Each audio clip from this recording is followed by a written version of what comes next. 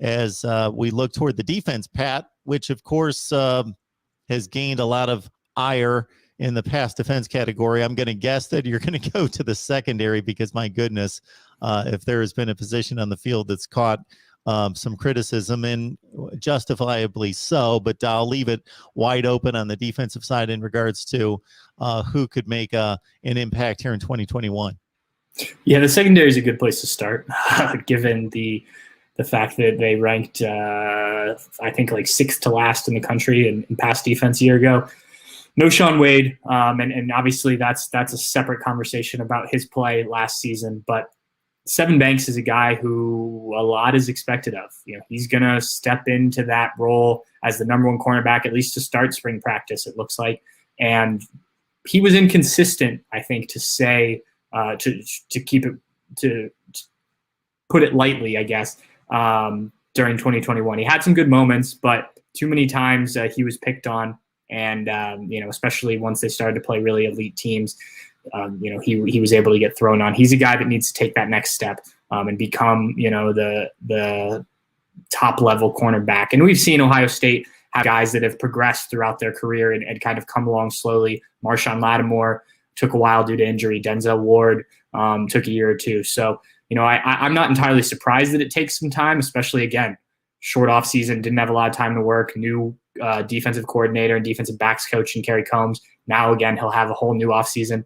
But, they need to figure out the entire secondary, not only what they want to do in terms of scheme, and we've touched on that before, but, who's going to be back there along with Sevyn Banks. They've got a lot of young guys, Legend Cavazos, Ryan Watts. There's a handful. Cameron Brown, who, I think gets lost in the shuffle because he hurt his Achilles against Penn State in the second game of the season. If he can get back healthy, he's a guy that they were going to rely on. Cameron Martinez in the secondary, and then figure out the safety position, how you want to play that. If you're going to play with 1 safety or 2, is Josh Proctor the guy at that position? And that all depends on guys stepping up. Lathan Ransom was a guy as a freshman last year that stepped up late in the season. How does his offseason go? Does he continue to progress and maybe take on a role in the slot or as a secondary safety? So I think that there's a lot of questions about the secondary, and guys need to step up all over. I wouldn't say there's any one guy that for sure has his spot locked down. If we're looking at the rest of the defense, there's a number of holes that Ohio State has to fill. I mean, 3 starting linebackers that had been starters for years, all gone. Tuff Borland, Baron Browning, and Pete Warner. So all 3 of those have to be filled. And Justin Hilliard, who's kind of that 4th guy, is gone as well. So there's a number of talented players.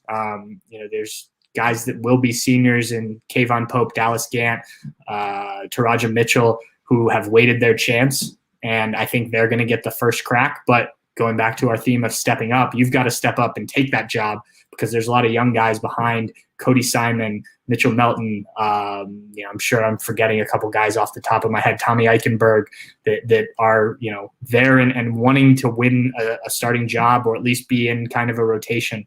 And that's going to be big. Ohio State the last 2 years has known coming into the season, hey, we've got our linebackers. Maybe the depth increases a little bit because this guy stepped up or this guy stepped up, but you knew who the starting 3 were going to be and what you were going to get out of them. And now you've got to find a new group there. So that'll certainly be interesting to watch. And then at defensive end, you're replacing a guy like Jonathan Cooper, who maybe didn't put up the statistics that Chase Young, Joey, Nick Bosa, that type of guy, but was a true leader for this team, was constantly in the backfield, whether he got the sack or the tackle or not. And so you need to replace that guy. Tyrek Smith came on at the end of the year and played really well. Obviously missed the national championship game, but that's a position. Does Zach Harrison take that next step? He's a guy who was a 5-star kid coming out of high school and looked really good as a freshman, I thought, but didn't seem to have that same level of play last year for whatever reason. So he's a big guy that I think if he steps up and kind of takes on that role that you've seen a Joey and Nick Bosa, a Chase Young kind of do in their second, third years, then that could be really big for Ohio State at defensive end in terms of getting pressure on quarterbacks. Tangible production gone, intangible leadership and so forth gone as well. It's just it's really a strange situation across college football when you've got this many unsettled spots on both sides of the football, but the team's this talented in the roster, that much more talented than the rest of the conference, and therefore they are, again, prohibitive favorites in the Big Ten, and to go beyond that and will be a top 5 team in the nation come September. But a lot of holes to fill, and very few. We were counting them up on our Ohio State live show the other day, Pat. 5 or 6 spots maybe on both sides of the football out of 22 starters that are really settled, that we pretty much know for sure. So it's going to be an interesting offseason for sure. Hopefully, fingers crossed, they get in a full spring practice, a normal summer. Hopefully we'll be able to see some of it, which would be nice in terms of coverage purposes. But yeah, it's a big offseason. I mean, this team, they say they don't rebuild, they just reload. And, that's been the case for Ohio State for a long time. But when you lose this many guys, you've got to kind of, prove that statement. And I think they will. I think that there's plenty of talent on this team to find guys. It's just a matter of getting through it and doing it. And we're going to speculate about it all offseason. That's what we do. And that's what you do.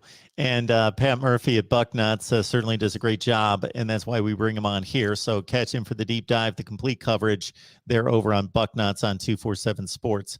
Pat, we appreciate you stopping by. Absolutely. I enjoy it.